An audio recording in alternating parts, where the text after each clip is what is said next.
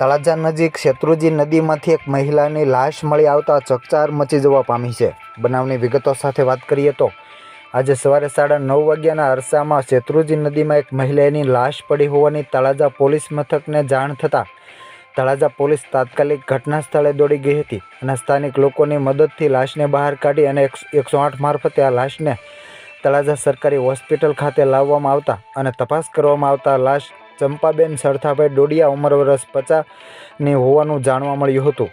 હાલ આ મહિલાના મૃતદેહને તળાજા સરકારી હોસ્પિટલમાં પીએમ અર્થે લાવવામાં આવ્યો છે।